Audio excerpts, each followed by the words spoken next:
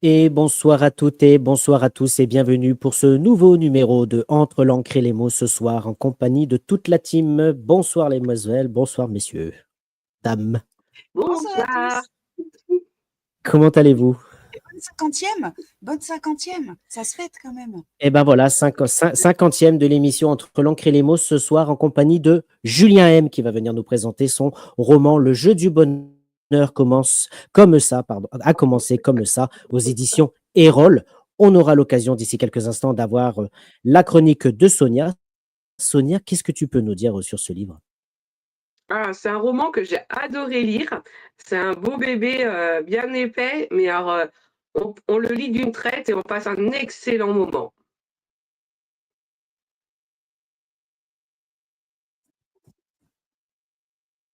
Allô, allô, il y a quelqu'un? Ah, Flo a bugué?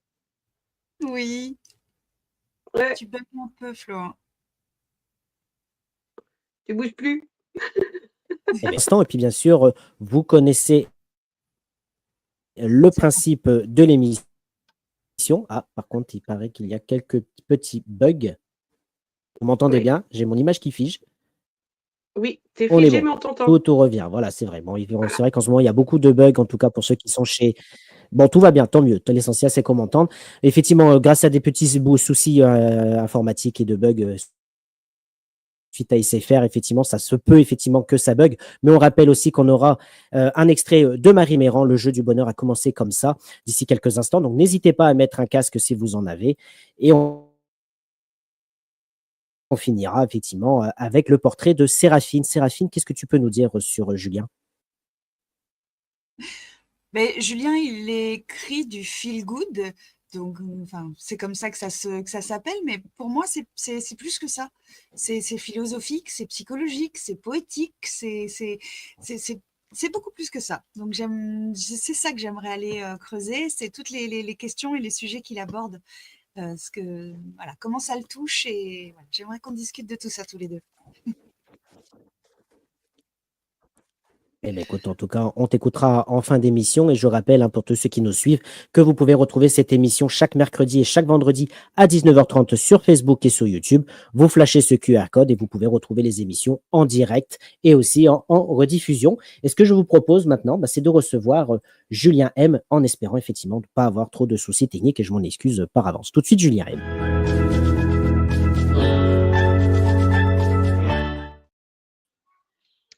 Bonjour, bonjour à tous. Et bonsoir Julien.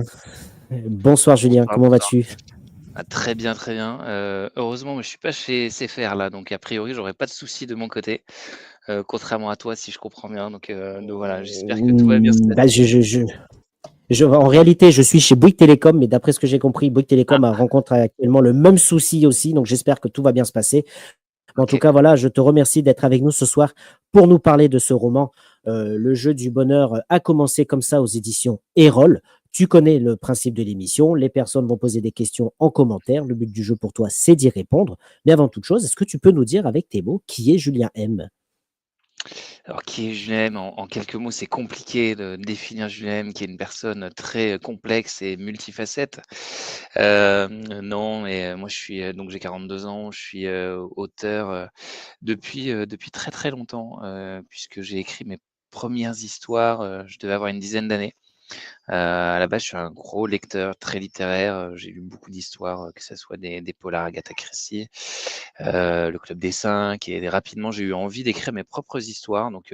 Quand je rentre chez mes parents, j'aime bien me replonger dans mes cartons, d'archives où je retrouve avec plaisir, des débuts d'histoires, des nouvelles, des romans et en tout, j'ai écrit 7 romans, dont 4 romans publiés chez l'Archipel et chez Erol, dont le dernier, Le jeu du bonheur a commencé comme ça, qui est l'histoire de 3 femmes qui vont fêter le divorce de l'une d'entre elles au Pays basque et qui décident de jouer à un jeu, le jeu de la vérité, le jeu de la liberté, pour être enfin elles-mêmes, le temps d'un week-end et il va leur arriver plein de choses. Je vais très vite, mais en tout cas, voilà, j'aime raconter des histoires sous toutes leurs formes, que ce soit des romans, des nouvelles, aussi des chansons, parce qu'on en parlera un peu plus tard, mais j'ai écrit quelques chansons, quelques poésies. Donc voilà, hâte d'en parler au cours de cet entretien.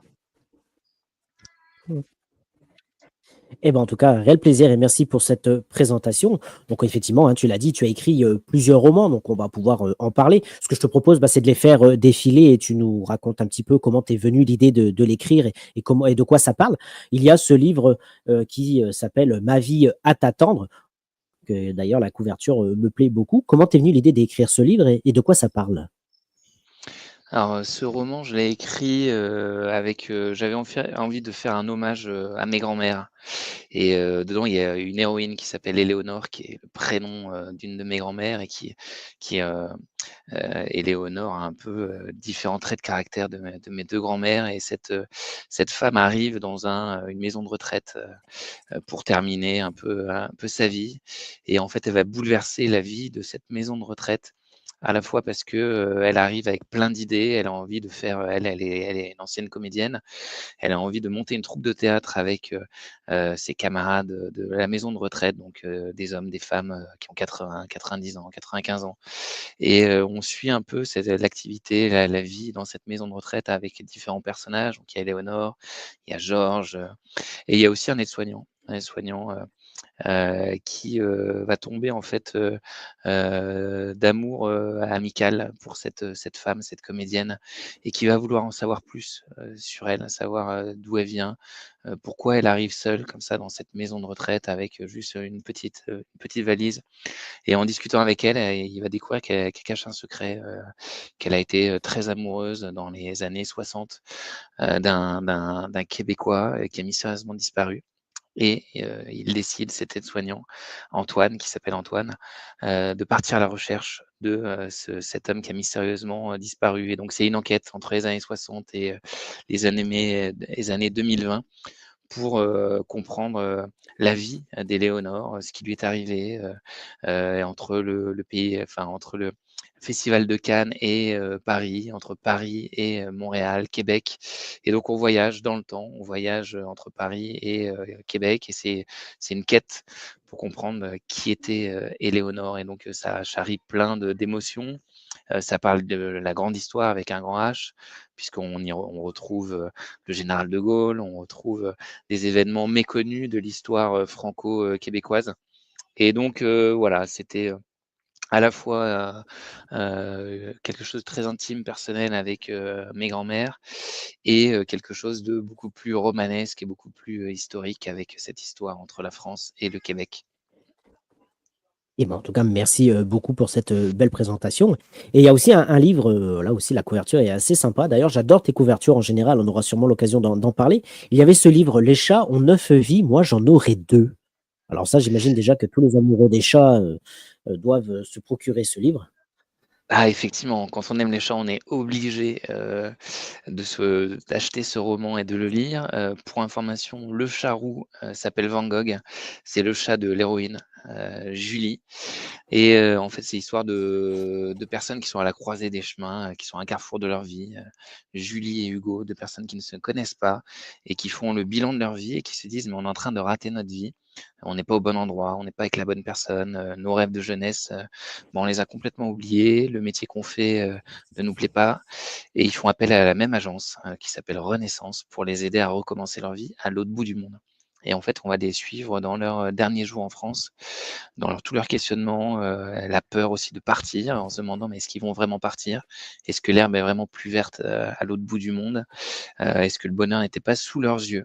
et donc c'est, une question qui peut parler à tout le monde parce que je pense qu'on est tous à un moment ou un autre de nos vies en train de se dire: «Mais est-ce que je suis pas en train de rater quelque chose? Est-ce que, je suis au bon endroit? Est-ce que la personne avec qui je vis est vraiment la bonne personne? Est-ce que le métier que je fais me plaît vraiment ou est-ce que j'ai pas envie de tout recommencer à zéro ailleurs?» et donc c'est, un roman qui m'a valu des discussions vraiment intéressantes et passionnantes avec des lecteurs, des lectrices. J'ai reçu des messages de gens qui me disaient: «Mais c'était le déclic dont j'avais besoin pour changer de vie». Donc certains, avaient besoin de ça pour, changer de métier, faire des reconversions professionnelles. D'autres m'ont dit complètement, bah, qu'ils étaient partis à l'autre bout du monde. Donc c'est un roman qui risque de changer votre vie. Donc si vous posez Mm. des questions, lisez-le, cet été. Peut-être qu'en septembre, vous m'enverrez un message: «Bah, ça y est, j'ai changé de vie grâce à ce roman et à ce chat Van Gogh». Et ben voilà, merci à Van Gogh, effectivement. Et un autre roman qui, effectivement, t'a fait connaître aussi, c'est celui-ci, Sur mes épaules, tu bâtiras ton monde. Où là, effectivement, le titre est assez, assez sympathique. D'ailleurs, on parlera de tes titres aussi dans quelques instants.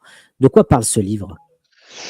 Alors celui-là, c'est, je parlais de la possibilité et la volonté, d'être père, avec, ma compagne et hem et je me suis projeté en fait, je l'ai écrit pendant le confinement. Je me suis dit: «Mais, tiens, si demain j'étais père, qu'est-ce que j'aurais envie de dire à mon fils ou à ma fille?» Qu'est-ce que j'aurais envie de lui transmettre comme valeur? Qu'est-ce que j'aurais envie de lui laisser? Et avec cette histoire de confinement, de gens qui ne pouvaient plus voir leurs proches, je me suis dit: «Mais si jamais me le héros, tombait malade avant la naissance de sa fille, qu'est-ce qu'il pourrait lui avoir envie de faire? Qu'est-ce qu'il pourrait laisser? Comment il pourrait laisser une trace à sa fille?» Et j'ai eu cette idée de ces lettres, de ces vidéos où le héros, va parler à sa fille.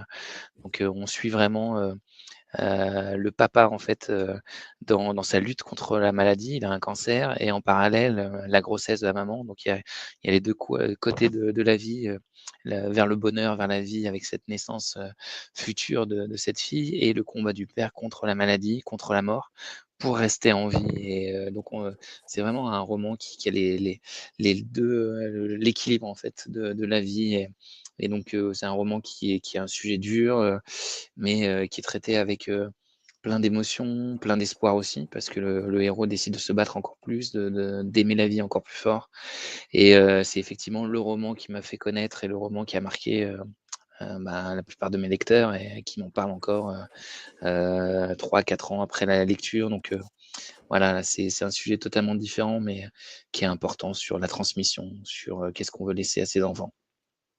Eh ben, en tout cas, un très beau roman, effectivement. Et je rappelle, puisque je vois que des personnes nous rejoignent, que tu es avec nous ce soir pour nous parler de ce livre aux éditions Erol. Le jeu du bonheur a commencé comme ça. On aura la chronique de Sonia dans quelques instants. Alors, effectivement, il y a quelques instants, tu nous parlais de ce livre. Sur mes épaules, tu bâtiras ton monde. Et grâce aussi à ce roman, on a découvert que tu aimais la musique. On aura l'occasion d'en parler aussi. Parle-nous un petit peu de cette passion de la musique que tu as.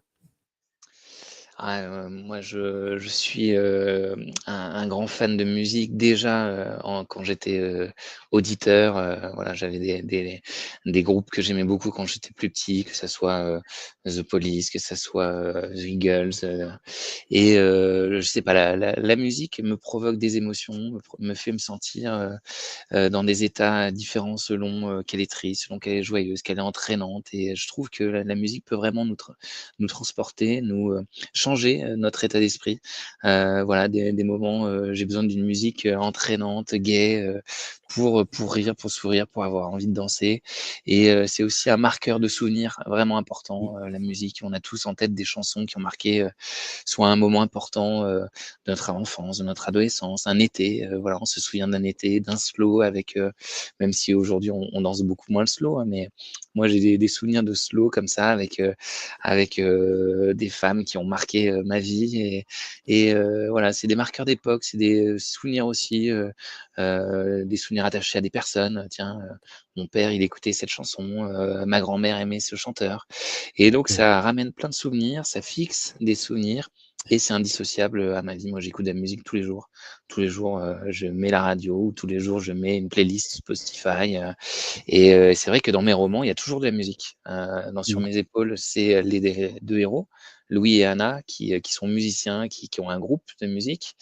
Dans le dernier, Le jeu du bonheur a commencé comme ça, il y a de la musique tout le long. D'ailleurs, les chapitres ont souvent un titre de chanson. Et moi-même, je fais de la musique, je fais de la guitare, du piano, on en parlait au début, hein, j'ai composé, une chanson qui est un peu la bande originale de Sur mes épaules, tu bâtiras ton monde. Dans, un de mes romans précédents aussi, il y a du slam, donc voilà, c'est indissociable avec, ma vie et avec la vie de beaucoup de gens, je pense. Et ouais, mais en tout cas, bah, merci beaucoup et on va avoir l'occasion, hein, et puis même je te propose peut-être de l'écouter, dans quelques de là tout de suite. Mais il y a juste avant, il y a une question effectivement, donc il y a René qui nous dit effectivement: «Bonsoir, de l'encre, des mots et des notes». Donc merci beaucoup, Julien. Et il y a Laurent qui nous pose la première question: «Est-ce que tu écris en musique?» justement, tu dis que la musique est très présente dans tes romans. Est-ce que tu écris en musique? Pas du tout. pas du tout. Moi, j'ai besoin d'être concentré, j'ai besoin de silence pour écrire, sinon, j'y arrive pas. Surtout si c'est de la musique, avec, des paroles, je vais être perturbé par les paroles. Mais donc, contrairement à certains collègues, je sais que Agnès Martin-Lugan, écrit vraiment en musique et d'ailleurs à chaque bouquin, elle partage la playlist qui a accompagné son écriture. Mais moi, je suis incapable, j'ai vraiment besoin de calme, pas de musique en tout cas. Eh ben, en tout cas, merci.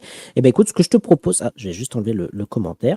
Ce que je te propose, effectivement, c'est que comme tu l'as dit, il y a eu ce titre, Toi et moi, alors je ne sais pas si tu peux nous en parler. Est-ce que c'est toi qui as composé les paroles? Bon, c'est toi qui chantes, ça, on le sait, on va l'écouter, mais est-ce que c'est toi qui as écrit les paroles de cette chanson qui, J'ai écrit on les le rappelle, paroles et d'ailleurs les paroles sont dans Sur mes épaules tu bâtiras ton monde. C'est, à un moment une des chansons que chante Louis à sa femme, Anna, et donc j'écris les paroles, la musique, et je chante et voilà, donc j'ai tout fait sur ce titre. eh ben, écoute, ce que je vous propose, c'est de commencer cette émission en chanson, en écoutant donc cette chanson, donc Toi et moi.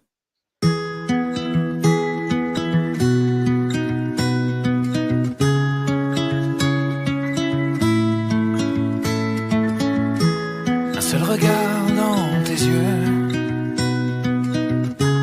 sèche mes larmes, soigne mes bleus, guérit les drames de mon âme.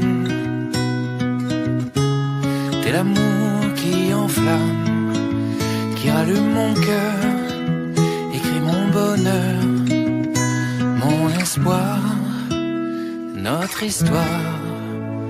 1, 2, 3, on y va, toi et moi, n'attends pas. 3, 2, 1, mon destin, c'est le tien, prends ma main.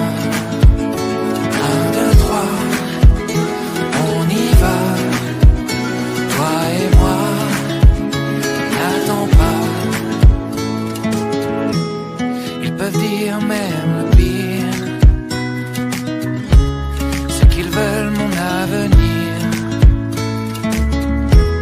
Je le lirai le vide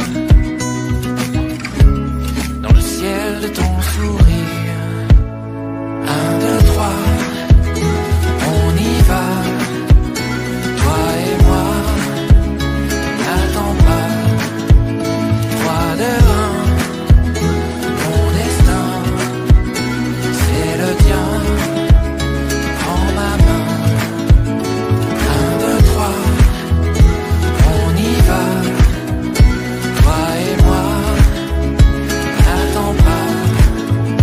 3, 2, 1, mon destin, c'est le tien, prends ma main. Je te promets des ciels étés, des joies du miel, des plages dorées. C'est un rêve, laisse-moi rêver. Je retournerai pas à ma réalité. 1, 2, 3, on y va, toi et moi, n'attends pas. 3, 2, 1, mon destin, c'est le tien, prends ma main. Mon destin, c'est le tien, prends ma main.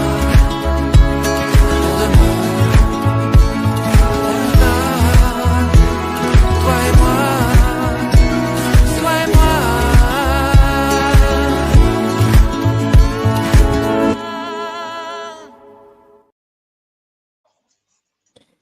Merci beaucoup. Donc, on rappelle Toi et moi, qui est donc inspiré de ce livre Sur mes épaules, tu bâtiras ton monde. Donc, on l'a vu effectivement qu'on peut retrouver cette musique sur ta page YouTube. Ça te fait quoi de te réentendre? Ah, ça fait toujours bizarre, hein, quand on s'entend, déjà quand on se voit en vidéo et qu'on s'entend parler, c'est compliqué, alors que quand on écoute la chanson, non, c'est une belle chanson, que moi j'aime beaucoup. Je trouve qui traduit bien, l'émotion, de Louis quand il la chante à sa femme et voilà donc si jamais vous me croisez un jour, peut-être que j'aurai une guitare à la main et que je pourrais vous la faire, en direct, hein, on sait jamais, ça m'arrive. Eh ben, écoute, on dit ne jamais dire jamais. Et effectivement, il y a une question intéressante de Frédéric qui est avec nous. Bonsoir Frédéric, qui nous dit, Julien, c'est quoi le plus dur? Est-ce que c'est d'écrire une chanson ou d'écrire un livre?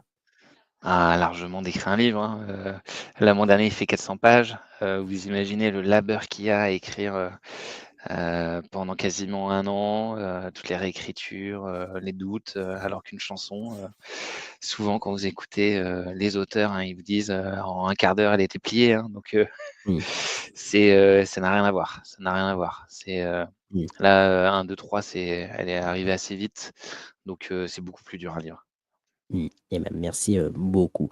Donc on rappelle, hein, qu'on finira, l'émission en générique avec une autre chanson, hein, de ton répertoire que tu auras l'occasion, sûrement avant de finir de nous expliquer.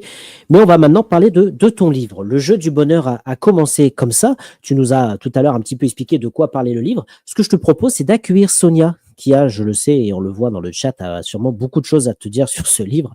Et en plus, on va écouter sa chronique. Tout de suite, Sonia qui est là. Accueil.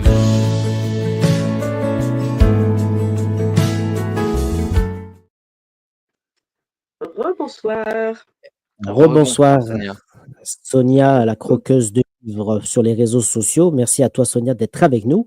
Sonia, nous t'écoutons pour la chronique de ce livre. Karine et Sarah et Marie, 3 quadragénaires, sont amies depuis le lycée. Toutes les 3 sont bien différentes, sont inséparables dans les bons comme dans les mauvais moments. Et là, Karine et Marie ont décidé de faire une surprise à Sarah. Le jour où le divorce de Sarah est prononcé, elles l'attendent toutes les 2 de pied ferme pour un week-end entre filles afin de fêter son EVFM, comprenez enterrement de vie de femme mariée. Et c'est donc au Pays Basque qu'elles vont se rendre. Karine, la célibataire sans enfant, prend les choses en main. Marie, mariée et 2 enfants, a dû batailler ferme pour que son cher et tendre s'occupe des enfants alors qu'il ne fait jamais. Sarah, elle, traîne des pieds pour y aller. Mais a-t-elle vraiment le choix? Car quand Karine a décidé quelque chose, c'est mission impossible que d'aller contre. Si ce week-end devait se dérouler tranquillement et joyeusement, Karine a décidé de rajouter une cerise sur le gâteau. Pendant ces 4 jours, il va falloir qu'elle dise tout haut ce que pense tout bas tout le monde et surtout être sans filtre. Pour elle, c'est facile, mais pour ses 2 amies, cela va être compliqué. C'est avec Marie, en narratrice de ce roman, que l'on va suivre leurs aventures, mais pas que. Car de retour chez elle, le jeu du sans filtre va devoir continuer. C'est peut-être l'occasion ou jamais de faire bouger les choses, mais c'est un jeu qui peut vite tourner au cauchemar. La preuve en est avec ce livre, qu'on lit d'une traite. C'est un roman que je situe entre le feel-good et le développement personnel. J'ai énormément ri, je dois l'avouer, mais il m'a également fait prendre conscience de bien des choses. Je recommence, pardon. Vous qui commencez à me connaître, vous savez que la subtilité et moi, ça fait 2. Mais là, alors là, je crois que Karine bat les records. Le rêve absolu pour moi, devenir encore pire que je ne le suis déjà. Et je pense même que je vais offrir un exemplaire de ce livre à mes référents au travail et à certaines personnes de mon entourage. Comme cela, elles verront qu'elles ne sont pas à plaindre. En tout cas, merci Julien pour ce très bon moment de détente que j'ai passé en compagnie de votre groupe de copines. J'ai du mal ce soir, hein. Je bafouille ce soir. Merci beaucoup, Sonia. Merci beaucoup. Donc, on en parlait, oui, tout à l'heure. Séraphine qui disait que c'est un peu plus que le feel good. Et effectivement, j'ai un petit peu de développement personnel dedans, mais caché subtilement. Bah, merci pour cette chronique. Effectivement, mais développement personnel, j'ai envie de dire, on est tous en développement personnel, hein, chaque jour, avec ce qui nous arrive, les bonnes choses comme les mauvaises choses. Et à chaque fois, la question, c'est comment on réagit, comment on décide de surmonter les difficultés, comment on décide d'accueillir les succès. Et c'est un peu ça, hein, c'est vraiment on suit l'évolution de Marie, qui au départ est Sainte Marie, celle qui dit oui à tout le monde, qui veut faire plaisir à tout le monde et qui s'oublie totalement, que ça soit avec son mari, avec ses enfants, avec ses amis, au travail. puisqu'elle est assistante et elle le dit à un moment, hein. Je suis assistante au travail et aussi dans ma vie, personnelle et j'en ai marre et donc on la suit et comment elle va évoluer Marie grâce à Karine, à l'impulsion de Karine et de Sarah aussi. Donc oui, oui, c'est un roman, feel good, c'est vraiment le roman, où on va rire, on va être aussi ému parce qu'il y a certains sujets qui sont, importants et qui sont durs et on s'aperçoit que, derrière la légèreté, bien, il y a de la profondeur et il va y avoir des émotions, quelques larmes aussi pour certains. Donc ouais, moi ça me va très bien cette chronique. Merci beaucoup Sonia. Merci. Et je voulais savoir justement, parce que j'ai mis mon petit pense-bête, hein, dans le chat privé, d'où vient cette petite touche féminine que l'on ressent pendant la lecture? Ah là, j'ai vraiment déjà, ça me fait plaisir que vous me disiez ça.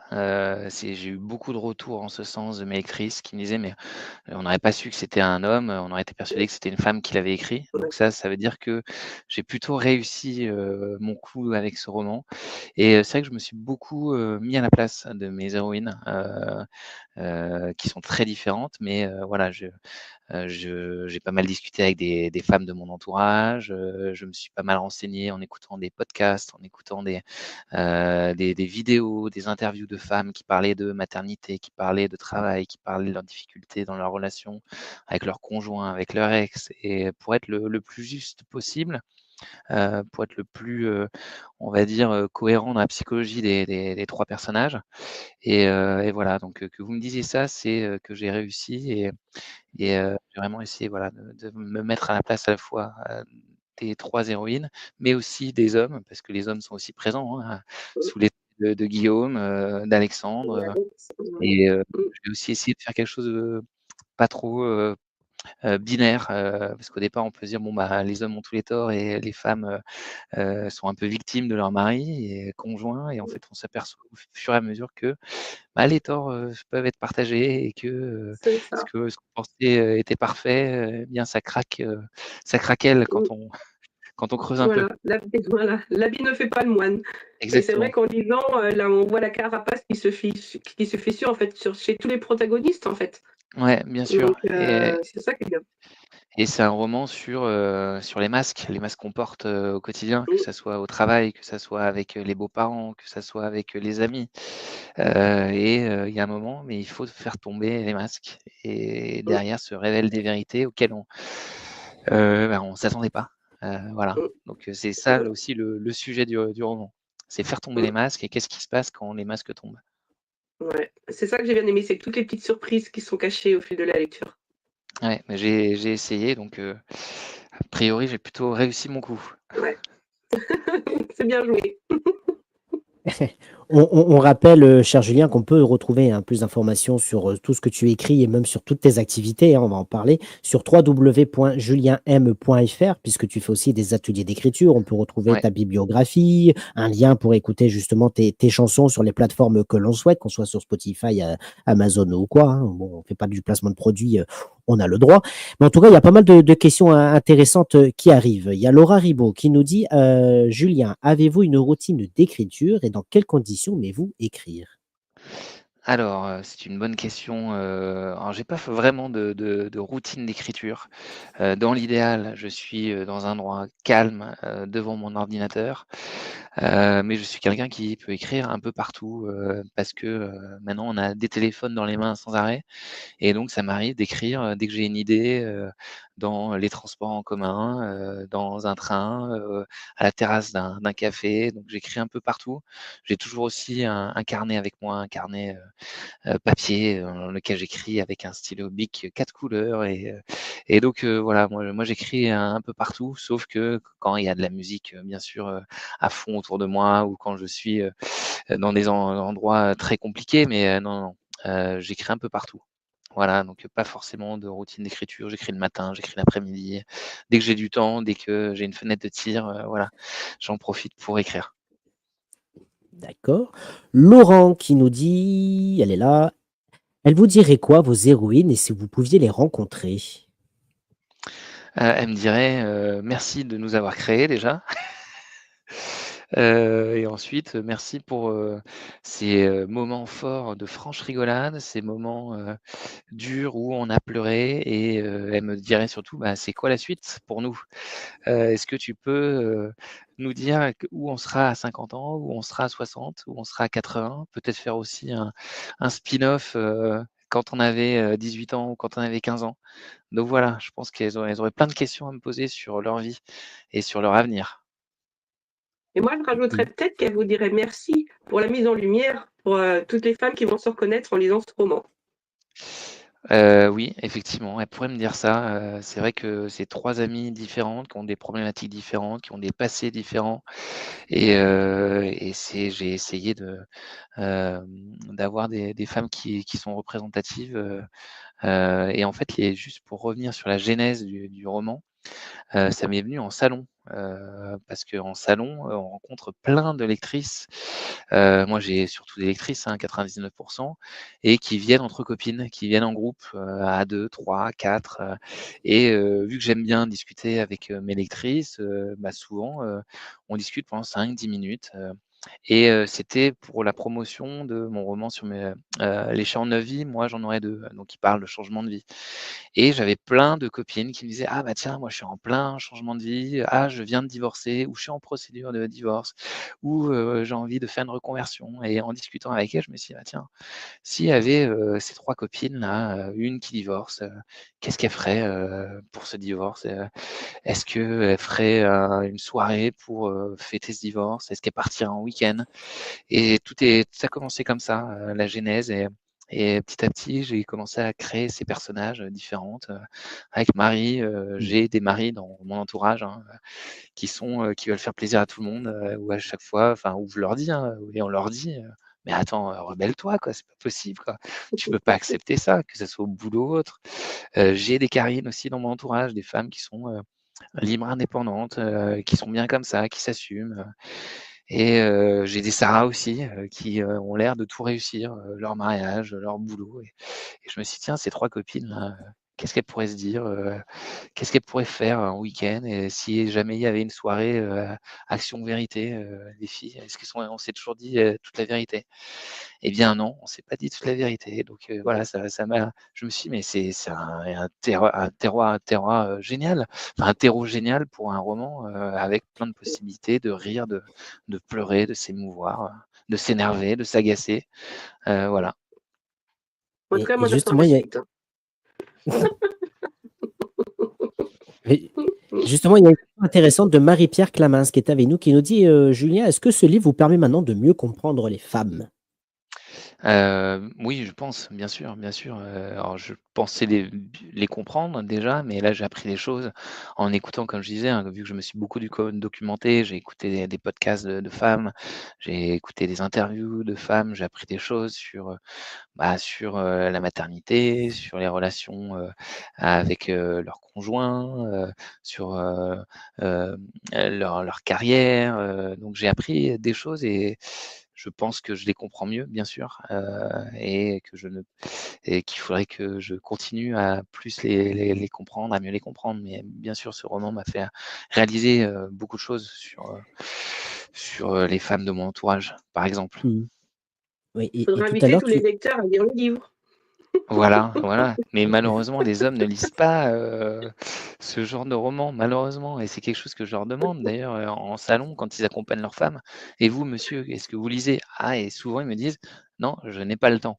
D'ailleurs, j'avais fait un réel là-dessus en disant: «Mais attendez, donc votre femme qui s'occupe de vos enfants, qui a une carrière, qui s'occupe de la maison, et elle a le temps et vous, vous n'avez pas le temps, vous voulez me faire croire? Non, non, non, monsieur, vous Mmh. préférez le foot, vous préférez le rugby, vous préférez surfer sur l'équipe ou j'en sais rien, mais ne dites pas que vous avez pas le temps, quoi».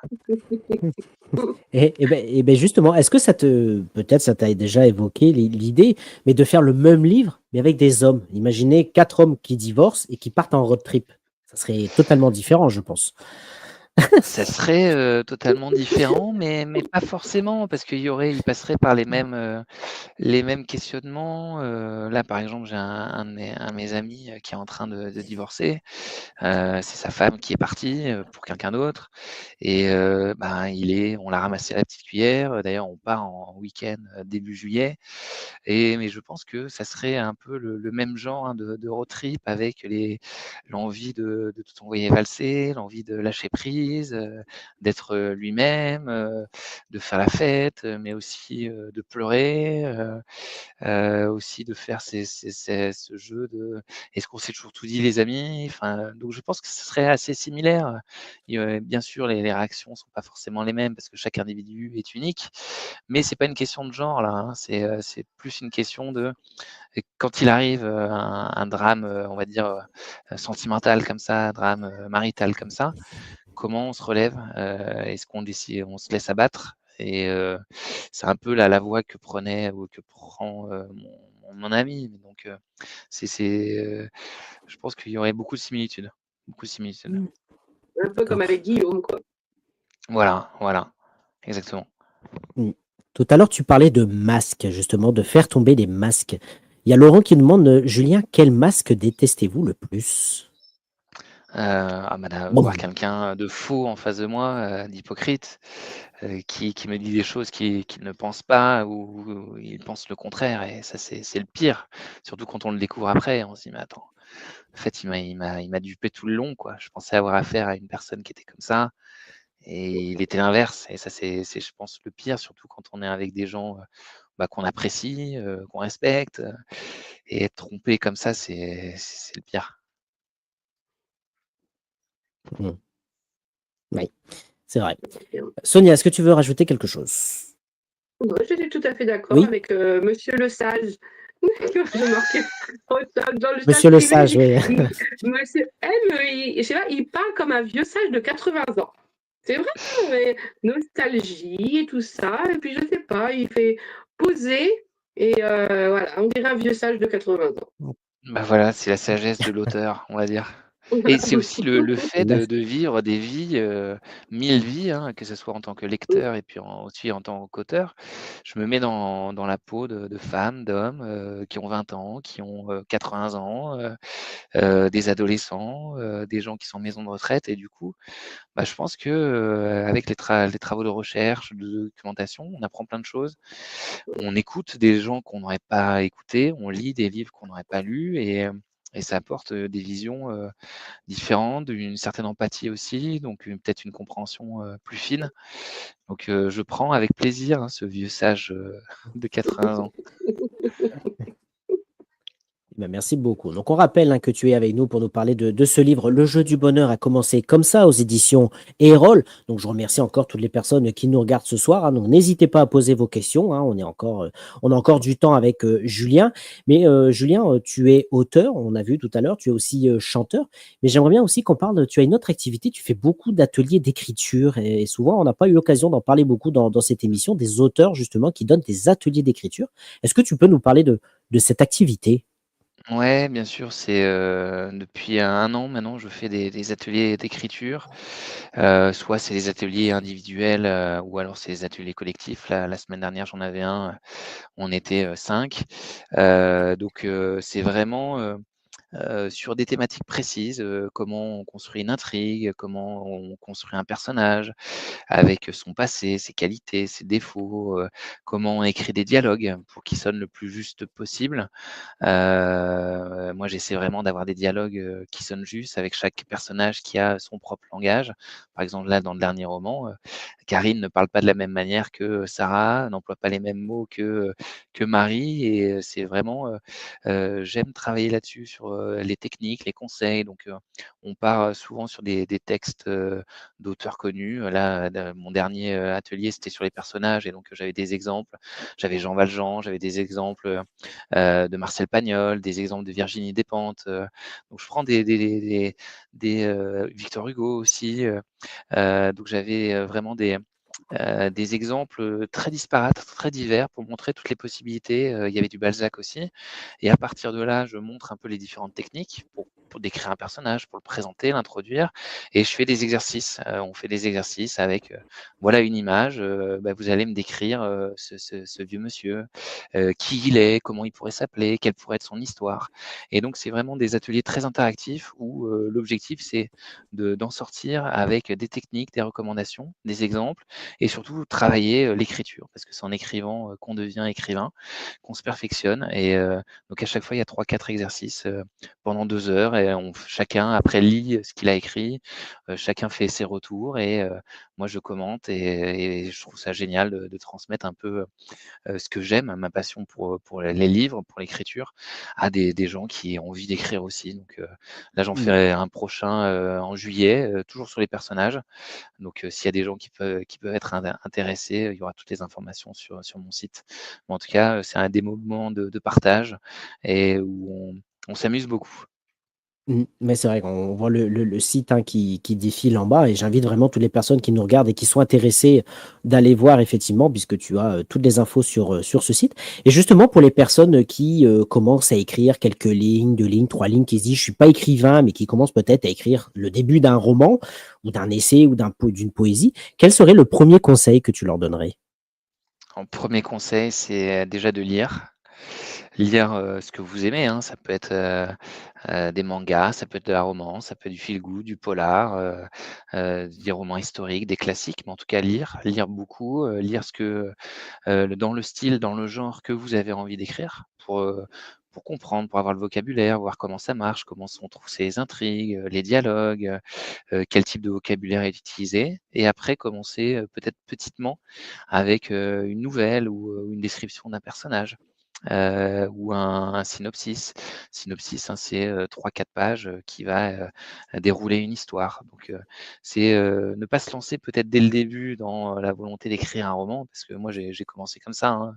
Je lisais des romans, je me suis dit, bah, je vais écrire pareil, moi, un roman, et je me lançais à corps perdu avec une idée en tête, sans plan, sans rien, pour écrire. Et souvent, bah, à chaque fois, je m'arrêtais au bout de 10-15 pages parce que je savais plus par où commencer, par où aller.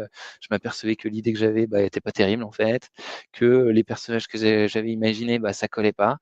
Et donc voilà, la première, c'est lire, lire, lire et ensuite peut-être, faire oui des ateliers d'écriture, commencer avec un parce que, je trouve qu'avec, quand on a des contraintes et c'est ça qui est bien avec les ateliers d'écriture, c'est on a une contrainte, on a une image, il faut la décrire. On a, un mot, voilà, faut partir de ce mot, de cette phrase et raconter une histoire en une page.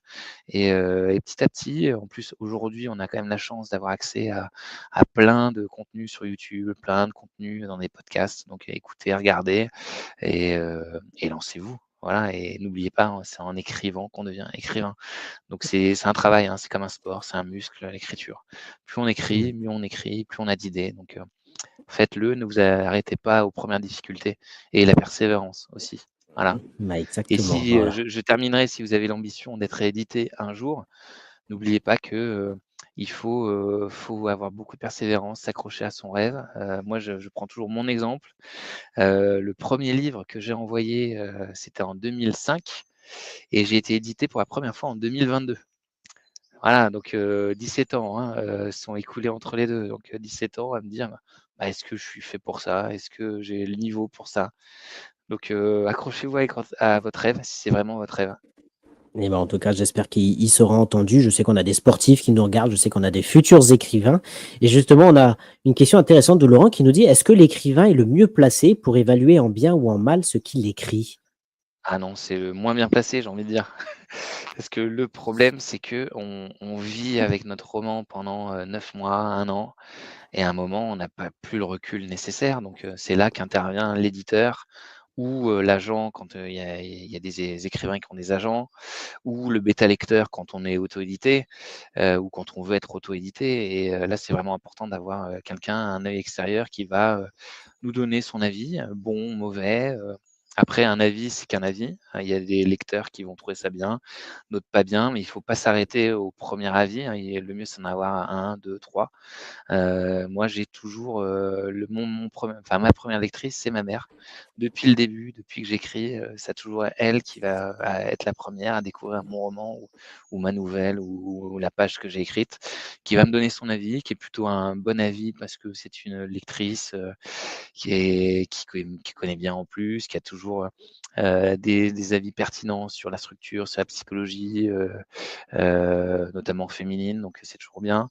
Et après maintenant j'ai, une éditrice qui, va me faire des retours. Il y a une 2e lectrice derrière, donc mais non, on est le moins bien placé, hein. Voilà, donc il vaut mieux avoir des avis extérieurs. Ben, en tout cas, merci beaucoup. Et ce que je te propose maintenant, effectivement, c'est d'écouter l'extrait de Marie.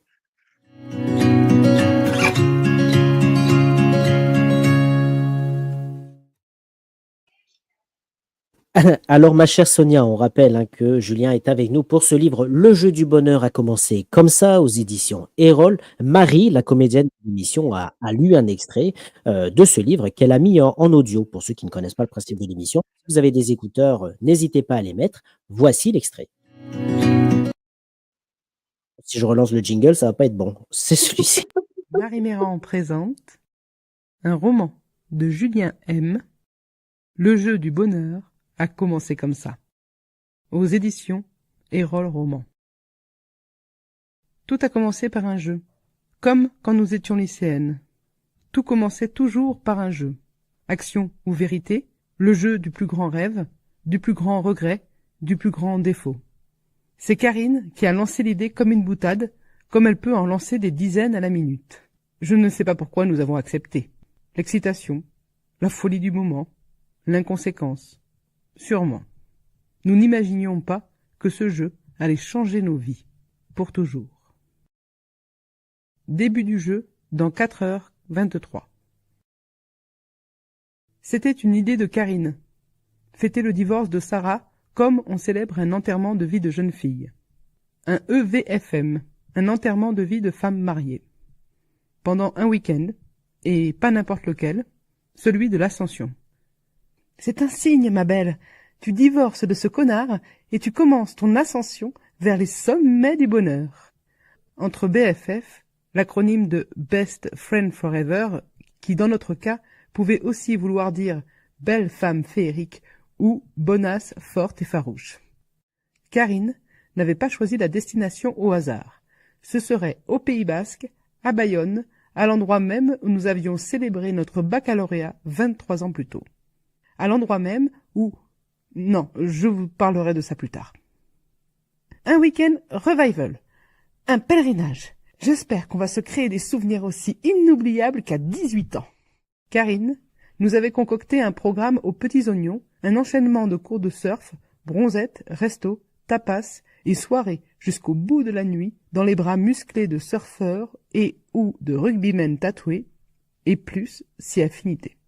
Je ne partageais pas vraiment son enthousiasme, et je n'étais pas certaine que Sarah ait réellement envie de s'éclater non plus. Elle venait quand même de divorcer d'Alexandre, alias Monsieur Parfait, l'homme de sa vie, le père de ses 2 fils.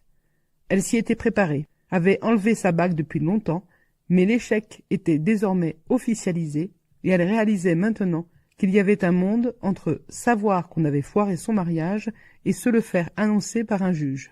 C'est un comble pour une avocate spécialiste des divorces de finir cocu et divorcée. Les cordonniers sont les moins bien chaussés. Sarah était une avocate brillante, respectée pour son expertise et admirée pour sa force de travail et de caractère. Son cabinet, qu'elle avait fondé avec Sacha, son associé, était une réussite incontestée.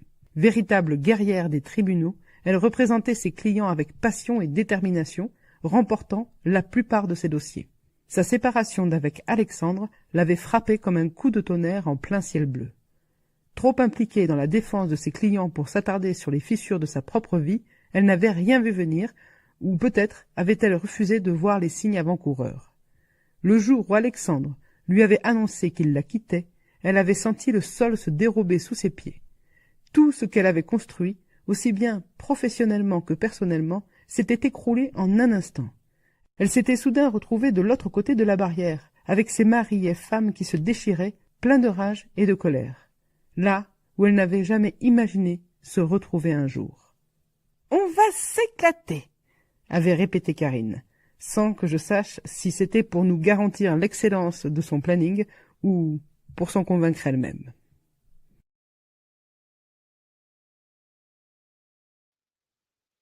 Le jeu du bonheur a commencé comme ça aux éditions Erol, un livre de Julien M, lu par Marie Méran. Julien, qu'est-ce que ça te fait d'entendre ce chapitre lu par Marie, notre comédienne? Ah, ça fait toujours bien d'entendre lu par une femme en plus, vu que mes héroïnes sont sont féminines. Et surtout, ça me donne l'occasion de dire que là, moi, je travaille sur l'adaptation pour la télé ou le cinéma de cette histoire. Donc j'ai commencé le traitement, j'attaque les premiers dialogues et voilà, je suis en contact voilà, avec une maison de prod. Donc c'est au tout début, mais en tout cas, l'objectif, ça va être de l'adapter sur le petit ou le grand écran. Sachant qu'en écrivant, moi, j'avais vraiment en tête les différentes scènes, que ça soit la feria, que ce soit le rugby. J'avais Camille Cotin, par exemple, en tête quand j'avais Karine. Quand j'écrivais Karine, je me disais, tiens, Camille Cotin, elle serait pas mal pour faire Karine.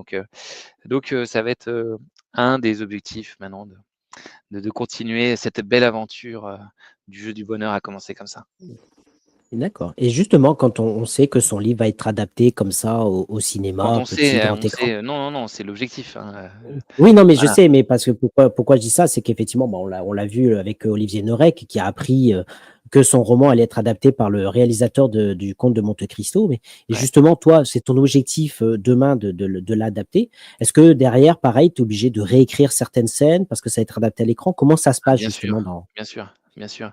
L'adaptation d'un roman, il faut vraiment sortir du roman, parce qu'un roman, ça fait 400 pages, il y a des personnages, qu'on n'a pas besoin d'avoir dans un film, l'écriture n'est pas du tout la même, hein, il faut, que l'action aille beaucoup plus vite, que chaque dialogue amène, quelque chose à chaque scène, alors qu'on peut avoir des digressions, hein, dans un roman, on peut avoir des descriptions, donc c'est pas du tout la même écriture et surtout quand il y a un réalisateur, il faut qu'il s'approprie le roman. Il faut, Mm. on parle d'adaptation, il l'adapte avec, ses envies, son ADN, sa vision. Donc j'ai envie de dire, c'est si le romancier ne reconnaît pas vraiment, pas forcément, son roman, ça veut dire que le réalisateur a fait son job de réalisateur parce qu'il a apporté sa vue. Mm.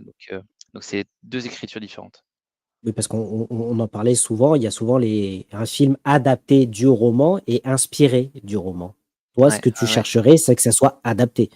Ça soit adapté et c'est pour ça que souvent, les lecteurs sont déçus par les adaptations parce qu'ils reconnaissent pas ce qu'eux avaient imaginé, parce que chacun imagine des choses différentes. On parle de personnages. Si le personnage est peu décrit dans le livre, bah, chaque lecteur va se dire: «Ah tiens, je l'imagine, grand, corpulent, blond, brun», et l'acteur, il va être, différent et on va se dire: «Ah tiens, j'aurais pas du tout vu cet acteur-là, j'aurais plutôt vu un tel». Donc c'est pour ça que c'est 2 exercices totalement différents et il faut vraiment se libérer, du roman pour faire une bonne adaptation, je pense et mettre, peut-être un curseur, différent. Là, j'ai regardé par exemple, Leurs enfants après eux, qui est l'adaptation du Goncourt de Nicolas Mathieu. Moi, c'est un livre que j'ai lu 2 fois, j'adore son écriture, et bon, bah, le film, il y a un parti pris qui est plus sur, peut-être un peu plus sur le polar que, moi, ce que j'aurais imaginé.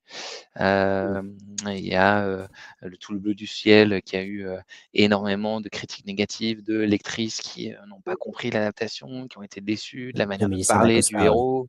Voilà, exactement. Donc une adaptation, c'est un parti pris. Voilà, c'est ce qu'il faut se dire. Le réalisateur, il a une vision, il a pris ce parti pris, pareil, Je vais bien, ne t'en fais pas, qu'avait révélé, Mélanie Laurent il y a une quinzaine d'années avec Anne Mérade. Le livre est totalement différent. Dans le livre, c'est une caissière, bon, il y a beaucoup moins d'émotions, alors que dans le film, est, moi, je trouve plus réussi que le Le roman. roman. Donc ouais, ouais, donc parce qu'il y a un parti pris qui est totalement différent. Et est-ce que le titre, il peut rester le même? Ça, c'est le réalisateur qui va décider, hein. C'est- Réalisateur, producteur, hein. Donc ça D'accord. peut changer. Heu, voilà. Moi, si on me dit, on le fait avec un titre différent et avec, des héroïnes qui vont être un peu différentes, OK, allez, faisons-le, hein, faites-le. Eh ben, en tout cas, on rappelle qu'on peut te suivre. Donc, on a vu ton site internet qui est passé, mais on peut aussi te suivre sur tes réseaux sociaux, sur Facebook, Julien M. Auteur, pour avoir ta page Facebook, mais également sur Instagram. Donc voilà, on peut retrouver donc ton actualité. Différentes stories aussi. Tu fais régulièrement des stories dans le train. On peut suivre toi aussi tes péripéties. Hein. Ouais, je suis souvent dans le train pour aller à la rencontre des lecteurs et lectrices, donc le train est mon meilleur ami. Bah, bienvenue au club, effectivement.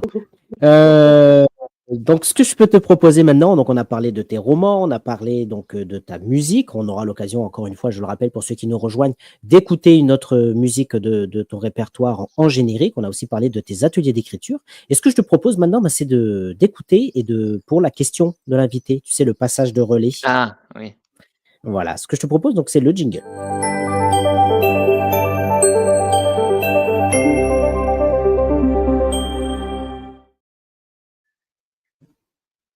Alors, le passage de relais, c'est quoi? Ben, je vais vous le dire. Effectivement, ce vendredi dernier, nous avons reçu Sophie Debaer, qui est venue nous présenter son livre Le secret des mers aux éditions JC Lattès.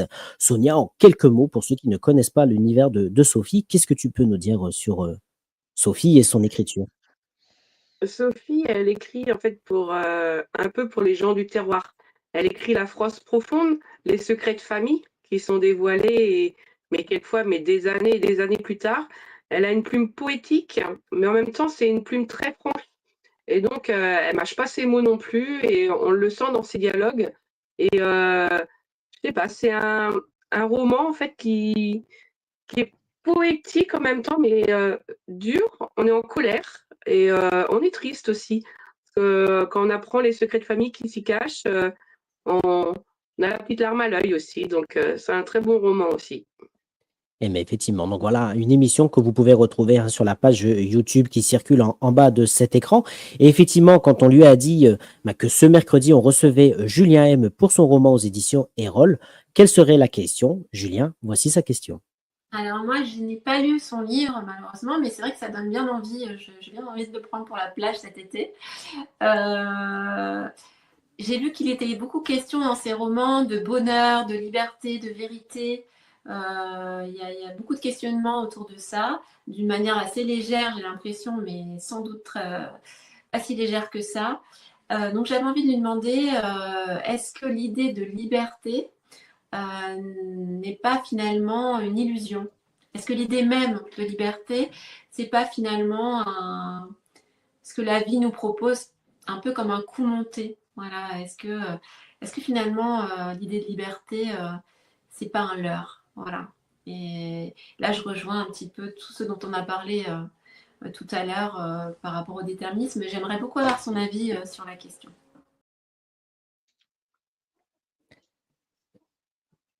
Voilà, Eh bien, donc c'est une bonne question. On dirait limite pour le bac de philo, la liberté est-elle un leurre? Merci Sophie Debert. Et pour la petite histoire, on devait se voir hier au salon du livre de hier. Et elle arrivait le dimanche et moi je partais le dimanche matin. Alors, excusez-moi pour le bruit parce qu'il y a un volet roulant qui est en train de se fermer, voilà, juste au-dessus de ma tête. Mais pas de problème. Vous l'entendez ou pas, non? Ça va? Non, ça va? Un petit peu parce que tu nous l'as dit, mais vraiment, on n'aurait pas entendu. Ok. Et du coup, ouais, donc si je parle là, vous m'entendez ou pas là? Oui, Ouais. on t'entend très bien, t'inquiète pas. Ouais, donc la liberté est un honneur.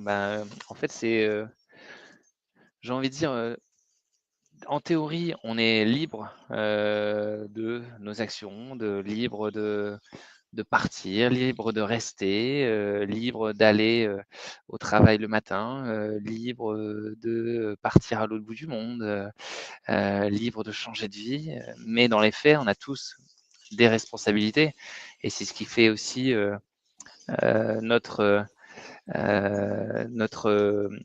nature d'animal social, on va dire, notre nature de parent, notre nature de fils, de père, d'époux et de professionnel aussi. Moi, j'ai un fils. Il y a des responsabilités qui m'empêchent de faire certaines choses. J'ai des parents aussi que je dois visiter régulièrement. Donc, oui, en théorie, on est libre, mais si on ne veut pas être un solitaire, un loup solitaire qui n'a aucune attache, qui décide de n'avoir aucune émotion, aucun lien avec personne, eh bien, on n'est pas libre parce qu'on a des responsabilités et on a des liens familiaux, amicaux, professionnels. Donc, oui, c'est un leurre. Elle a parlé de coups montés, effectivement. On est en fait, la vie est comme un jeu dans lequel on rentre, comme avec des cartes en main, avec un déterminisme. Suivant qu'on est dans telle ou telle famille, bah, la vie va être plus ou moins compliquée, le départ va être plus ou moins compliqué, on va être moins libre, libre, on va dire financièrement, libre socialement. Donc, malheureusement, non, on n'est pas libre. Mais Mmh. essayons, l'important, c'est d'essayer de gagner cette liberté, qu'elle soit financière, qu'elle soit professionnelle, amicale, familiale, et d'utiliser ce temps de liberté, nos possibilités de liberté pour réaliser qui on est, celui qu'on est, celle qu'on est, être au bon endroit, avec les bonnes personnes, en faisant ce qu'on aime. Voilà, c'est tout l'enjeu Mmh. avec les cartes et le déterminisme qu'on a, quoi. Et je vois Heureusement qu'on déjà, a la liberté de rêver. Oui, oui, oui, la liberté de rêver, mais malheureusement, il faut aussi, à un moment Ouais. ne pas trop rêver et être ancré dans la réalité. Alors, je parlais tout à l'heure de rêve, le rêve d'écrire, le rêve d'être édité. Moi, j'ai eu longtemps ce rêve, hein, comme je disais, hein, j'ai mis 15 ans à être édité. Donc, oui, il faut avoir des rêves, mais il faut aussi être ancré dans le réel, et ne pas se bercer d'illusions, mais toujours, voilà, essayer de garder ces objectifs en tête. Je préfère parler d'objectifs plutôt que de rêves. exactement, mais en tout cas et ce que j'allais dire, effectivement, je vois déjà notre cher ami, Laurent Papilolo pour les intimes dire: «On est avec les bonnes personnes, au bon endroit, au bon moment». Voilà, je sais qu'il nous regarde ce soir et qu'il doit sourire en en écoutant cette phrase. Donc en tout cas, merci, beaucoup. Donc justement, merci à toi d'avoir répondu à la question de Sophie Debaer, hein, que je rappelle, vous pouvez revoir, l'émission et revoir aussi celle, hein, de Julien sur la page YouTube. Et ce vendredi, nous recevrons un auteur qu'on apprécie beaucoup ici sur la région, Olivier Eurecade, pour son livre, hein, qui a été là très récemment primé justement avec un prix à Toulon. J'aime pas les gens, mais il y a des gens que j'aime, aux éditions Rédactive, une maison d'édition, cher Julien, qu'on adore aussi mettre en avant dans cette émission. Juste avant d'écouter ta question pour Olivier, j'ai envie juste que Sonia nous dise un petit peu de quoi parle ce livre pour donner envie aux gens de venir nous écouter, écouter Olivier, parce que c'est pas nous qui viennent écouter. Moi, déjà, j'adore le titre. Alors voilà, c'est le titre, moi je le kiffe. Voilà, j'aime pas les gens. Bon, moi je rajouterais, il n'y en a pas beaucoup que j'aime, mais il y en a quand même que quelques-uns, voilà. Mais non, c'est Artus, qui a déjà tout fait pour faire changer son nom, parce qu'à l'origine c'était Arthur. Et du coup, on apprend à suivre Artus qui n'aime personne en fait. Enfin, avant, il avait un petit peu de mal à aimer les gens, et après avoir vécu pas mal de choses, en fait, il ne supporte plus personne, que ce soit des enfants, des adultes, il ne supporte personne. Donc voilà, tout au long de la lecture, on apprend pourquoi, et voilà, et ce qui va un jour voilà, finir par aimer les gens, et on apprend qui il aime vraiment, et voilà. Eh ben, écoute, en tout cas, un livre et un live à découvrir donc ce vendredi. Julien, quelle serait ta question pour Olivier? Alors, Olivier, je ne t'ai encore jamais lu, mais j'ai une question par rapport à ton ouvrage Comptoir, dans lequel tu imagines des discussions avec tes auteurs préférés. Donc, il y a de Molière à Houellebecq, d'Hemingway à Duras. Si tu pouvais dîner avec un, lequel choisirais-tu? Qu'il soit vivant ou mort, hein, bien entendu. Pourquoi et que lui demanderais-tu? Voilà ma petite question. Eh ben, Est-ce que écoute, en ça tout vous cas, va? mais c'est très bien et on a hâte de lui poser cette question. On le rappelle, ce vendredi, donc 20 juin, 19h30, sur la chaîne YouTube, sur Facebook. Suivez-nous pour ce livre aux éditions Rédactive. J'aime pas les gens, mais il y a des gens que j'aime. Voilà. Merci beaucoup. Sonia, est-ce que tu veux rajouter quelque chose avant de recevoir notre Séraphine qui se recoiffe? Non, pas pour l'instant. J'ai hâte Eh justement ben, d'écouter voilà, ce petit duo. ce petit duo avec Séraphine, la grilleuse de l'émission. Et effectivement, René qui nous dit il est plus facile de la perdre que de la gagner. Alors, je ne sais plus pourquoi elle La est liberté. la liberté. liberté. Voilà, mais c'était juste pour savoir si vous suiviez justement. Donc voilà, la liberté, il est plus facile de la perdre que de la gagner, effectivement. Merci beaucoup, René. Et justement, René, on accueille Séraphine.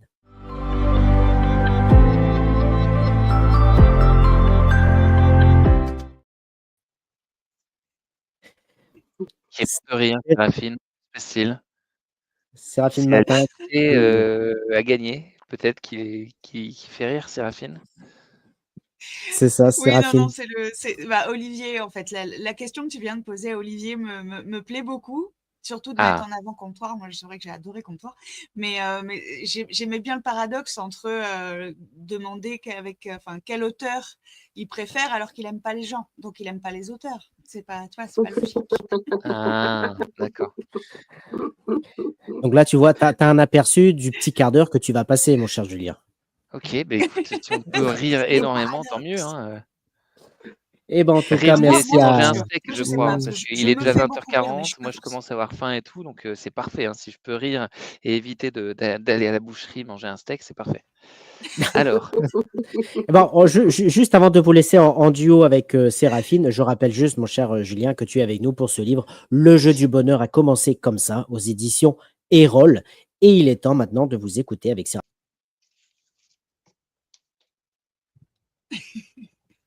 Non, c'est vrai que j'ai le rire facile. Après, je te promets pas de te faire rire, mais c'est vrai que j'ai le ok. sourire et le rire facile, surtout quand on parle de gens que j'aime bien, pour le coup. Euh, En fait, bon, on a abordé un petit peu tous les thèmes et tous les livres, mais ce qu'on n'a pas, moi, ce qui m'a frappé en faisant les recherches et en regardant un petit peu les résumés, c'est que j'ai trouvé des thèmes communs, des thèmes parallèles entre l'auto-édition et l'édition. Comme si les thèmes que tu avais abordés à l'époque, tu tenais à y revenir. Par exemple, ça m'a frappé sur Une vie à t'attendre dont tu parlais tout à l'heure. Ça m'a fait penser au premier roman où il y avait le séminaire de préparation à la retraite. Ouais. Donc, il était déjà question de retraiter, de temps qui passe. Et déjà, en fait, j'ai deux questions. Du coup, est-ce que les séminaires, est-ce que ça existe? Est-ce que tu as trouvé une trace de ces trucs-là? Et ensuite, bien sûr, quel est toi ton rapport au temps et à la vieillesse? Pourquoi est-ce que ce sujet est particulier pour toi? Ouais, alors sur les séminaires, il y a effectivement des stages de préparation à la retraite qui sont généralement organisés par les entreprises et pris en charge par les entreprises pour ceux qui le veulent. Donc ça existe, il y a des modules, des ateliers, voilà. Et concernant, c'est Super. vrai que sur sur le temps qui passe, la transmission, moi, c'est un sujet qui est présent dans tous mes romans, Oui. parce que c'est un sujet qui me parle énormément.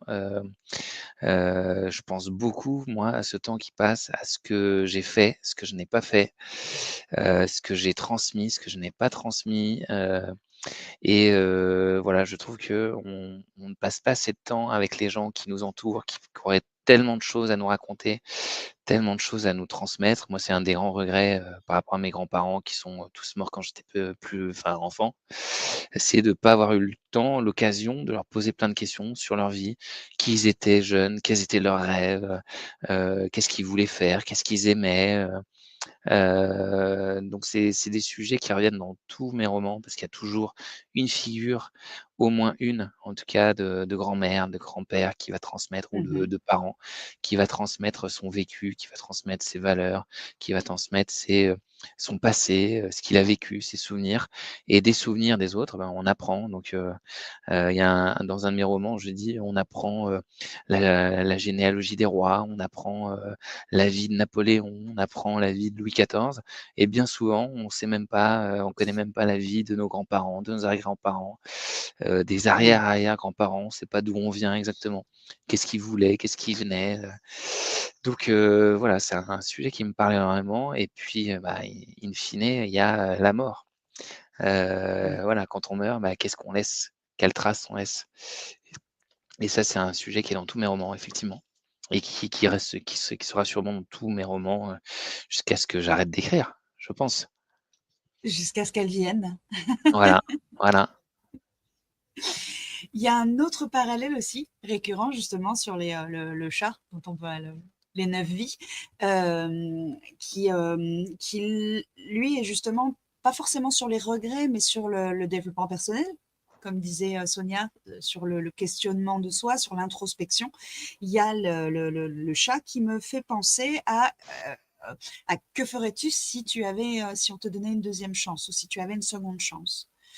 Et j'ai trouvé pareil qu'il y a une question, enfin, il y a ce thème récurrent sur si c'était à refaire, ou est-ce que j'ai bien fait, ou pourquoi ce sujet aussi te touche-t-il tant que cette possibilité de changement de vie, surtout dans le premier, où là j'ai halluciné, où c'est carrément un monde parallèle, où tu peux vivre une autre vie pour voir éventuellement comment comment ça Bah, résonne.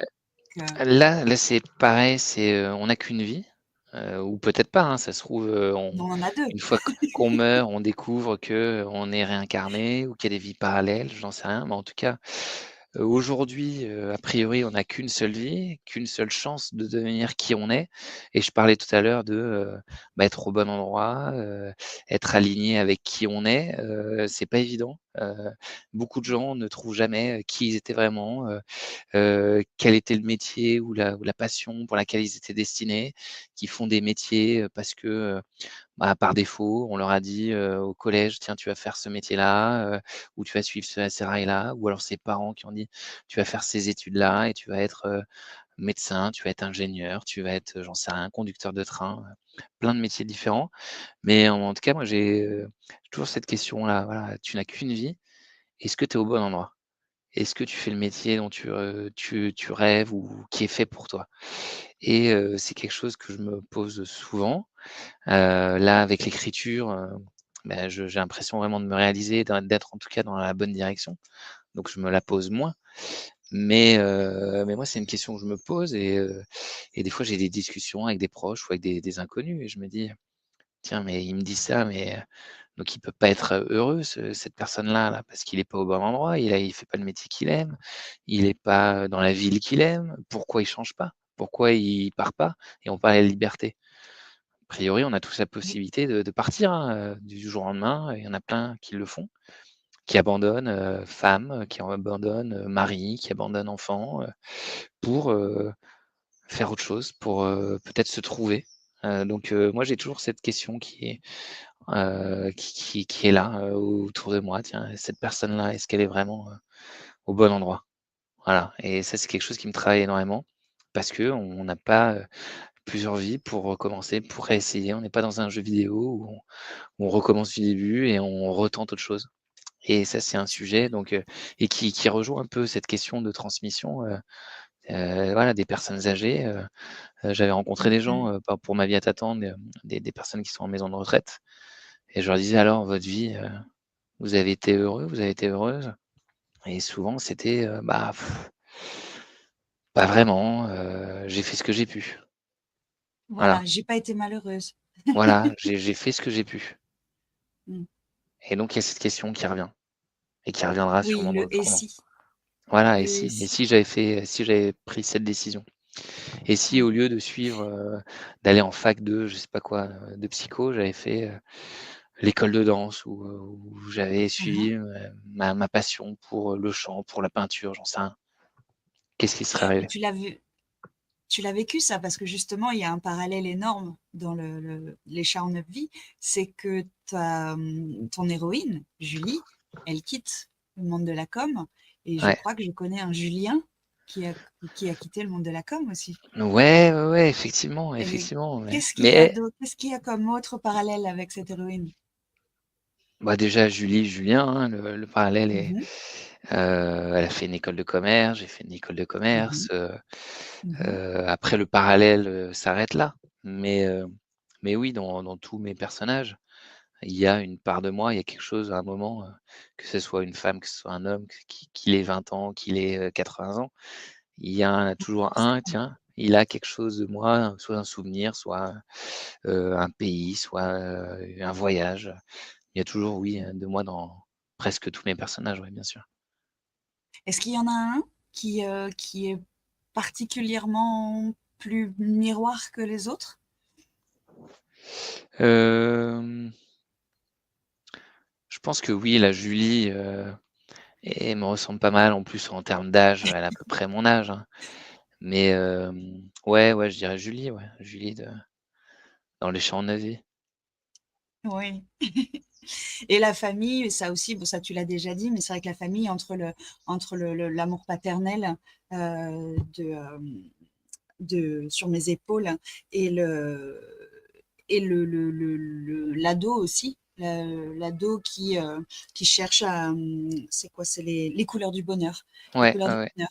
Ce fils qui veut s'immiscer finalement dans le divorce de ses parents parce qu'il Ouais, est. qui veut sauver le mariage de ses parents, qui veut sauver le mariage des parents, qui veut pas que sa famille éclate, qui veut qu'elle reste unie, qui fait la promesse à sa petite sœur, et là, ce qui m'intéressait, c'était, le divorce, mais vu par les adolescents, vu par les enfants. Parce que souvent, enfin la plupart des films, la plupart des livres, c'est, les parents qui se déchirent et les enfants en subissent les conséquences.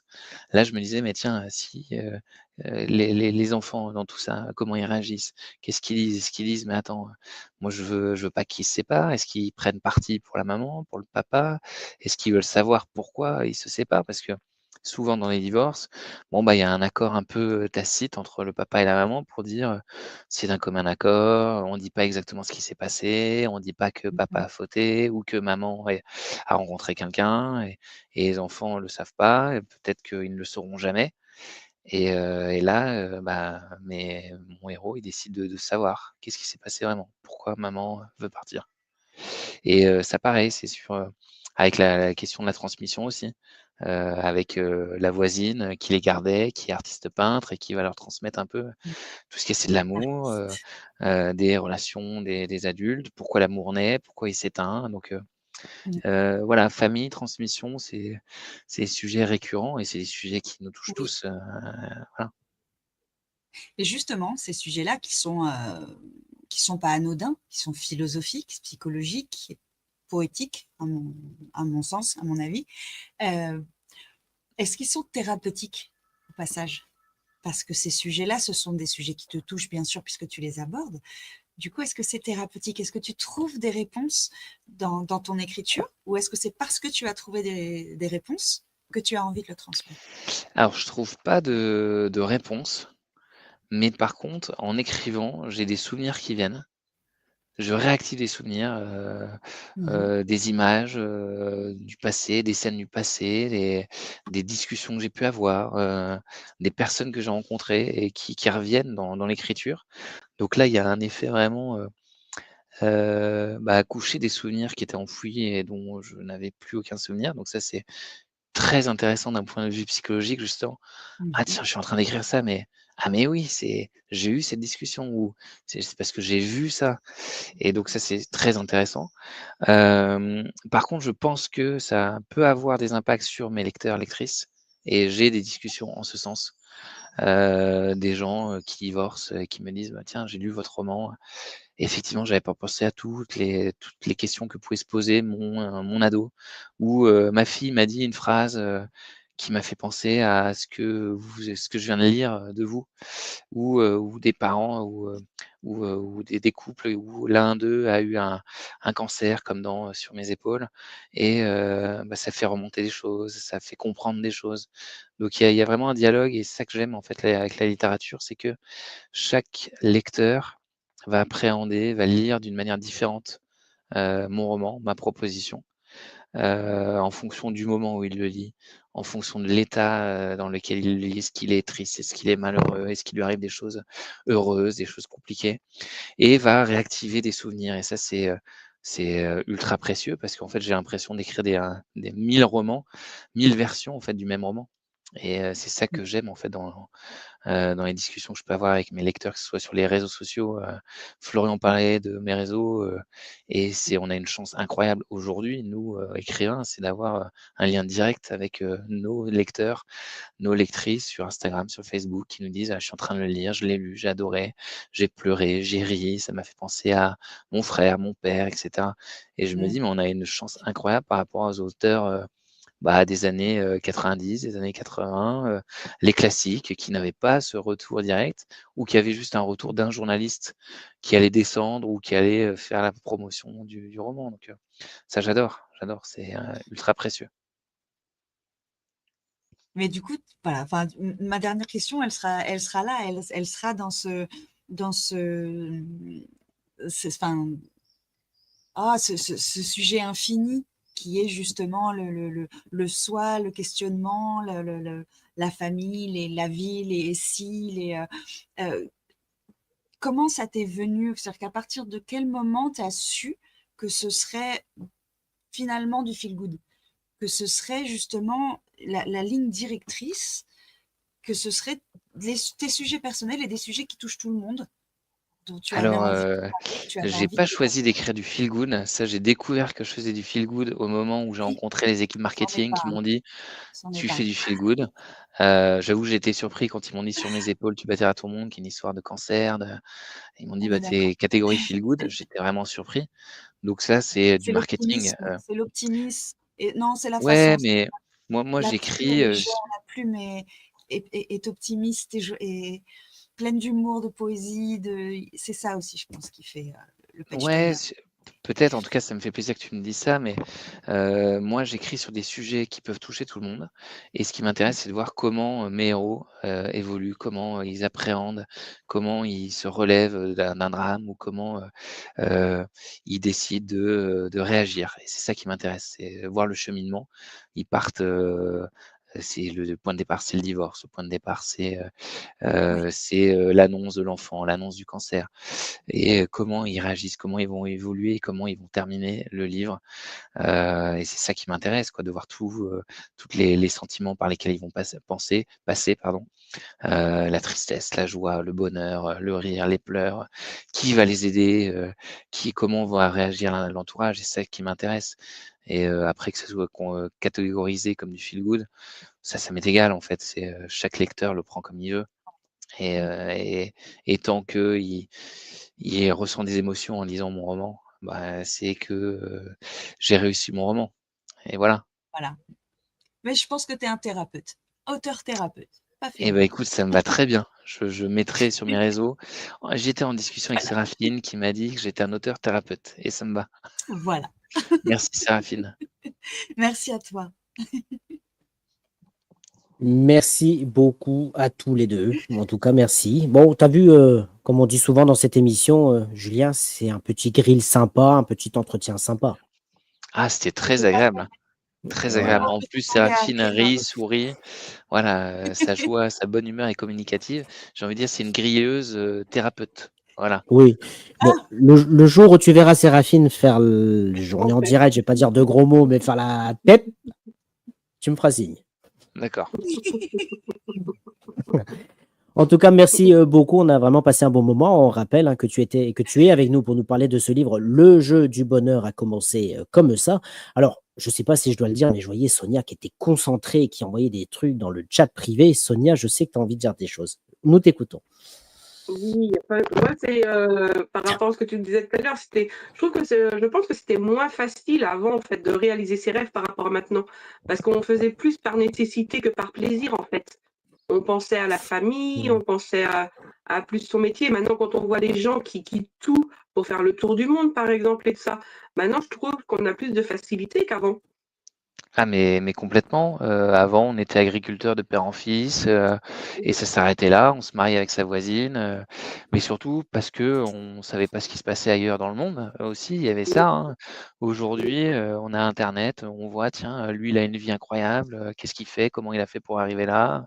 On peut voyager en un claquement de doigts, prendre un billet d'avion, à 200 balles pour se retrouver 2 heures plus tard, de l'autre côté de la Méditerranée ou autre. Donc effectivement, les possibles sont, démultipliés aujourd'hui et c'est beaucoup plus simple de se réinventer, de changer de vie qu'avant où les gens partaient peu, quittaient peu, leur région, et c'était des vies totalement différentes. Donc Voilà. effectivement, aujourd'hui, on a plus de On avait liberté. peur de l'extérieur. On avait peur de l'extérieur aussi, parce que j'ai Oui, travaillé où en on foyer savait même logement, pas, EHPAD et tout on ça. Et dit, savait on même pas. quittait pas notre petit village. On était Ouais. nés dans le village, et voilà, on n'en sortait pas, quoi. C'est ça, C'était sortir à l'extérieur, c'était faire le tour du monde pour eux. Donc, voilà. exactement. Moi, mes grands-parents, ils sont jamais allés à Paris. Bon, bah, voilà, hein. C'était une autre époque. Mm. Tout à fait. Il y a Laurent Alain qui, justement, par rapport à ce que tu disais tout à l'heure sur la liberté et avec l'échange que tu as eu avec Séraphine, qui disait quand on y réfléchit bien. Donc, en général, quand Laurent Alain commence à dire ça, bon, la, la vraie seule liberté que nous avons, c'est notre liberté de penser. Ça, déjà, c'est bon. Mais quel intérêt si on ne peut pas la partager? Est-ce vraiment une liberté? Bah, j'ai envie de dire, qu'est-ce qui vous empêche, Laurent, de partager votre pensée? Voilà. Me la partage. Oui. Non, mais c'est vrai, il a Moi, j'ai bien pas aimé tort, aussi, c'était effectivement. le Comme je commentaire dirais, de René tout à l'heure. Alors, mince, je ne le retrouve plus. La vie, c'est mortel, c'est ça? Non, Oui. c'est comprendre les femmes, quel programme? Ah, est-ce que René a lu mon livre? Pas encore, je m'en charge.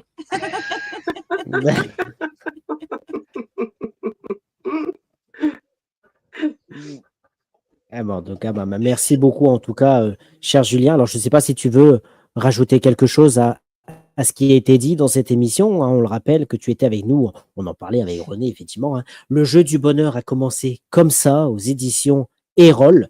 Voilà, donc je ne sais pas si tu veux rajouter quelque chose pour les personnes qui sont venues poser des questions ce soir, pour nos deux Bah, un grand acolytes qui merci. sont en dessous, là. Un grand merci à toi, Florian, pour l'invitation, à Sonia, Séraphine pour la bonne humeur, les questions, les belles chroniques.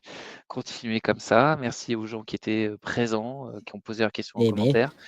S'ils n'ont pas pu les poser et qui n'hésitent pas, s'ils sont en train de regarder le replay, à me contacter sur les réseaux.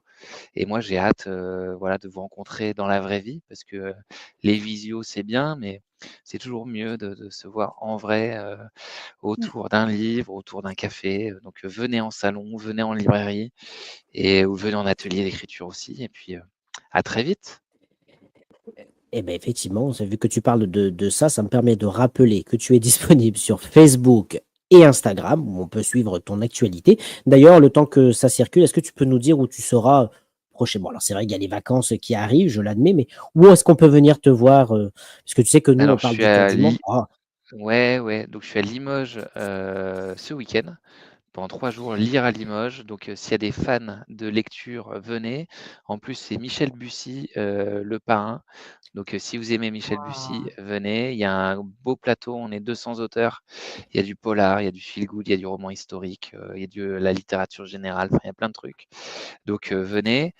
Après, je suis le week-end suivant à Saint-Germain, à Paris, pour une journée de dédicace où, pareil, il y a des auteurs, il y a des journalistes, il y a des people. Enfin voilà, donc, et après, je pars en vacances et je réattaque en septembre, où je partirai dans le nord, dans l'est, un peu partout en France. mais en tout cas, on peut te suivre, on l'a vu sur les réseaux sociaux. Alors, excusez-moi, là, ma caméra qui attend juste la dernière minute pour se déconnecter, mais je suis là, vous n'allez pas vous débarrasser de moi comme ça. Et on rappelle effectivement qu'on peut te retrouver aussi, donc tes actualités d'auteur, tes actualités de chanteur et tes actualités au niveau des ateliers d'écriture que tu animes sur ton site internet www.julienm.fr. Voilà, donc n'hésitez pas à aller faire un petit tour. Il y a toutes tes infos, hein. Il y a même aussi, il y a ta newsletter aussi, si on veut s'abonner à ta newsletter. Donc vraiment un site à découvrir. Donc vraiment merci à toi, Julien, d'avoir été avec nous. Les filles, si vous voulez également rajouter quelque chose pour les personnes. Moi, j'ai trouvé que c'était un très bon moment déjà. Donc, merci Julien. Et puis surtout pour le moment de lecture que j'ai passé.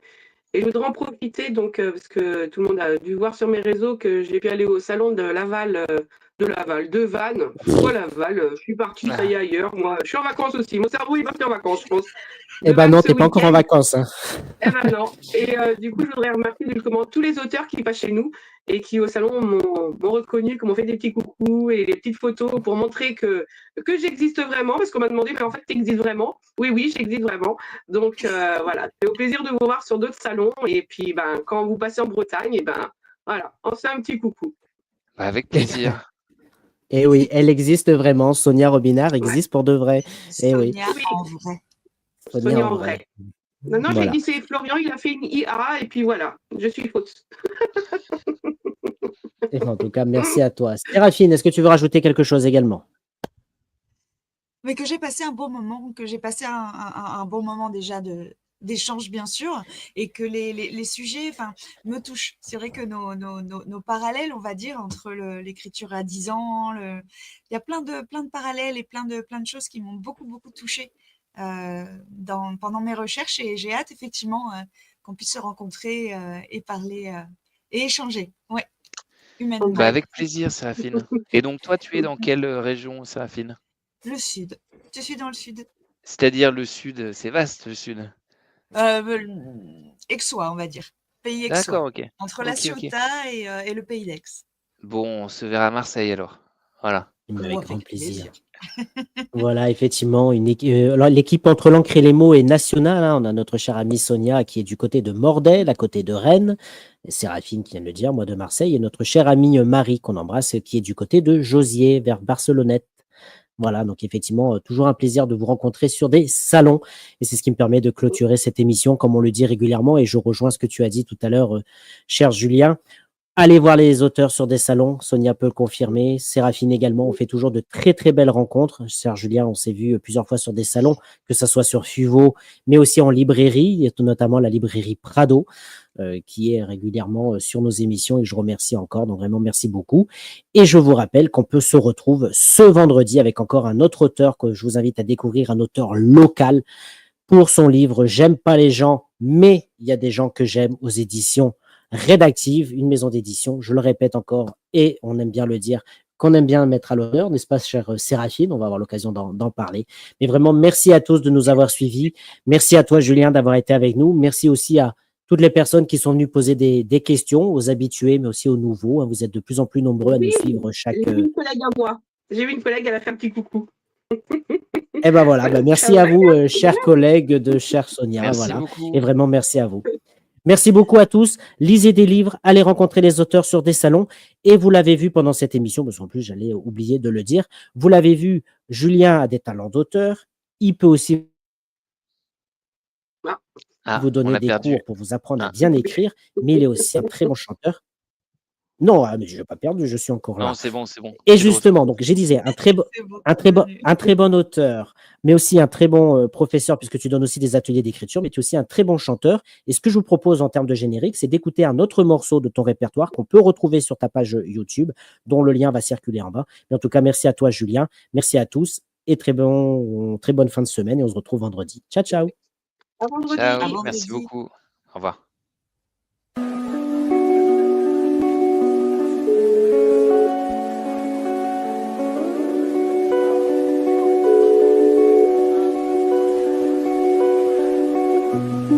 Je n'ai plus de nouvelles.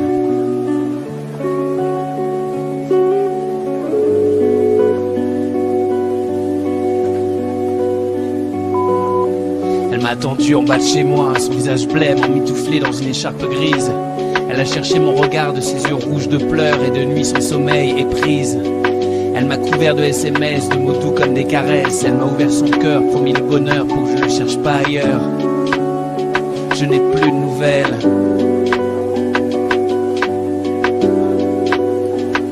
Il y a eu les appels en pleine nuit, les cris, la douleur, les je t'aime répétés à l'infini. Il y a eu des lettres aussi, toutes plus merveilleuses les unes que les autres. Je ne savais pas que l'amour pouvait écrire de si belles choses, que des lignes désespérées pouvaient à ce point toucher l'âme, la faire douter d'elle-même jusqu'à lui faire rendre les armes. Je n'ai plus de nouvelles. Nous nous sommes revus plusieurs fois, nous avons refait l'amour plusieurs fois. Nous avons voulu y croire, mais c'était trop tard, jamais l'amour ne se répare. Alors quand elle a compris que c'était vraiment fini, que sur nos sentiments le jour avait fait place à la nuit, elle est partie et sortie de ma vie. Ça a commencé par Facebook, elle m'a supprimé son compte, effacé photographie après photographie, clic après clic, comme si je n'avais jamais existé. L'Uchronie s'est poursuivie dans la vraie vie, elle a fait le tri dans nos amis. Elle n'aura pas laissé le choix, c'était elle ou moi. Je n'ai plus de nouvelles.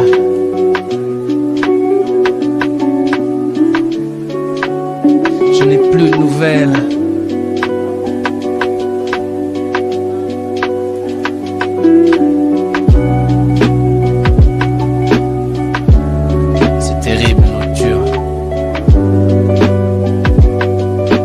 Ce ne sont pas deux êtres qui se séparent.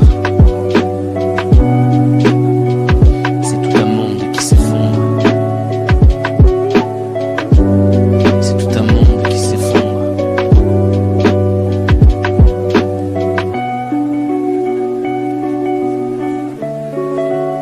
Je n'ai plus de nouvelles.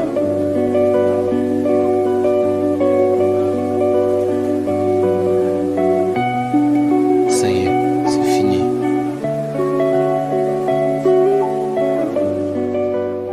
Elle est partie.